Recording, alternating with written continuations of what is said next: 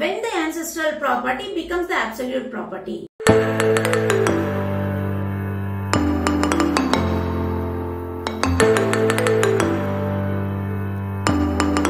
Hello viewers, Namaskaram. Welcome to Ladasa channel. Section 6 of Hindu Succession Act ఏం చెప్తుందంటే devolution of interest in coparcenary property అంటే సహవారసులకు వారసత్వ ఆస్తి ఎలా సంక్రమిస్తుంది అనే విషయం చెప్తుంది. అయితే 2005లో హిందూ సక్సెషన్ యాక్ట్ లో సెక్షన్ 6 కి అమెండ్ చేయడం జరిగింది. అప్పటి నుంచి వారసత్వ ఆస్తిలో ఆడపిల్లలకు కూడా మగపిల్లలతో సమానంగా అన్ని రైట్స్ లయబిలిటీలు ఇవ్వడం జరిగింది. అయితే ఈ షేర్స్ వాటి డివిజన్ ఎలా ఉంటుంది అనేది subject to the conditions in section 6 of Hindu succession act 2005. అయితే ఇప్పుడు మనం మాట్లాడుకునేది ఏంటంటే when the ancestral property becomes the absolute property అనే విషయం. అంటే ఈ ancestral property ఎంతవరకు కంటిన్యూ అవుతుంది, ఫర్దర్గా ఎంతకాలం కంటిన్యూ అవుతుంది, అసలు కంటిన్యూ అవుతుందా లేదా దీనికి ఫుల్ స్టాప్ పడుతుందా, ఎలా పడుతుంది, ఎటువంటి సిచ్యువేషన్స్లో పడుతుంది అనే విషయం ఈరోజు వీడియోలో చెప్పుకుంటాం. అయితే మీకు క్లియర్గా అర్థం కావడానికి నేను ఒక ఎగ్జాంపుల్ చెప్తాను. XYZ అనే ముగ్గురు అన్నదమ్ములు ఉన్నారనుకోండి. Xకి ఇద్దరు కొడుకులు, Yకి సంతానం లేరు, Zకి ఒక ఆడపిల్ల ఒక మగపిల్లవాడు ఉన్నారు. అయితే వీళ్ళ ముగ్గురు వాళ్ళ ఆస్తిని పంపకాలు చేసుకోవాలని నిర్ణయించుకున్నారు.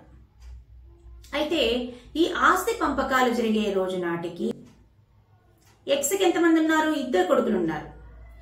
Zకి ఒక కొడుకు ఒక కూతురు ఉన్నారు.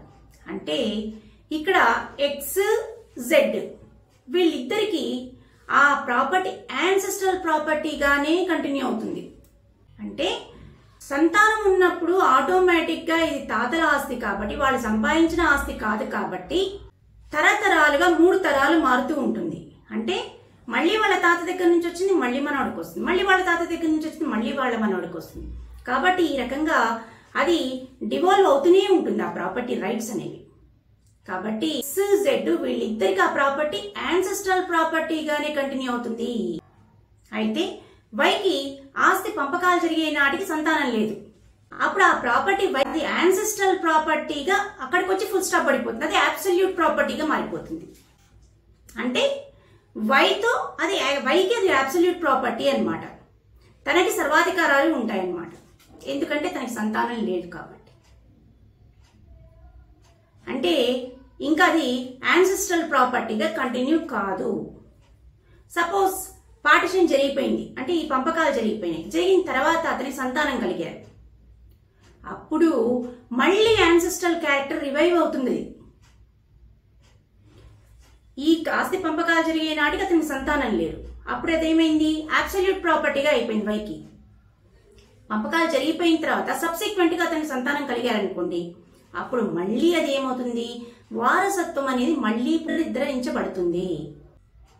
ఇక్కడ మనం అర్థం చేసుకోవాల్సింది ఏంటంటే సంతానం ఉన్నట్లయితే ఆ యాన్సెస్ట్రల్ ప్రాపర్టీ కంటిన్యూ అవుతూ ఉంటుంది, యాన్సెస్ట్రల్ ప్రాపర్టీగానే కంటిన్యూ అవుతుంది.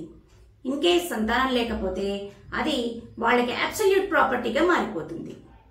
కాబట్టి సంతానం ఉన్నా సంతానం లేకపోయినా అది యాన్సెస్ట్రల్ ప్రాపర్టీని, యాన్సెస్ట్రల్ ప్రాపర్టీ వాళ్ళ వరకు వచ్చిన తర్వాత అది అబ్సల్యూట్ అవ్వాలా యాన్సెస్ట్రల్ అవ్వాలా అనేది డిసైడ్ అవుతుంది. ఈ వీడియో కనుక మీకు నచ్చినట్లయితే లైక్ చేయండి, షేర్ చేయండి, మరిన్ని ఇన్ఫర్మేటివ్ వీడియోస్ కోసం సబ్స్క్రైబ్ చేయండి, పక్కనున్న బెల్ ఐకాన్ని ప్రెస్ చేయండి.